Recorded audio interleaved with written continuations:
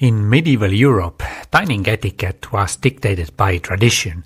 People tore apart their food with their hands, using knives only when necessary. The fork, however, was an alien concept to Western Europe. It had been used in Byzantine Empire for centuries, where nobles in Constantinople dined with two-pronged golden forks, considering them a sign of refinement and elegance. When the fork made its way to Western Europe, people didn't see it as elegant. They saw it as unnatural, unnecessary, and even offensive to God. One of the first major scandals involving the fork happened in the 10th century when a Byzantine princess, Theophano, married into the Holy Roman Empire.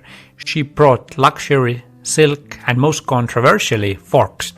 When she dined at court, lifting her small, delicate fork to eat, German nobles were horrified. To eat with such an unnatural tool, it was a sign of arrogance, they thought, an insult to the simplicity of God's creation. But the real controversy wouldn't come until a century later in Venice. In the 11th century, another Byzantine noblewoman, Maria Agrippopulina, married into Venetian royalty. At her wedding feast, she used a small golden fork instead of her hands. The Venetian clergy saw this as an outrage. A local priest condemned her, declaring that God has given humans fingers for a reason. To use a fork instead of one's hand was an act of pride and defiance against divine will. Maria's story took an even darker turn. Shortly after her arrival in Venice, she fell ill and died. Many took this as divine punishment, a warning from God about the dangers of arrogance and excess. From that moment on, forks were shunned across much of Europe, especially among the clergy and nobility. For centuries, forks remained a suspicious object. They were rarely used outside of Italy, and many believed they were effeminate and unnecessary. Some even thought their shape resembled the devil's pitchfork, making them an instrument of sin. Forks were associated with vanity, decadence, and foreign extravagance, everything that conservative European society despised. But everything changed in the 16th century when a powerful woman helped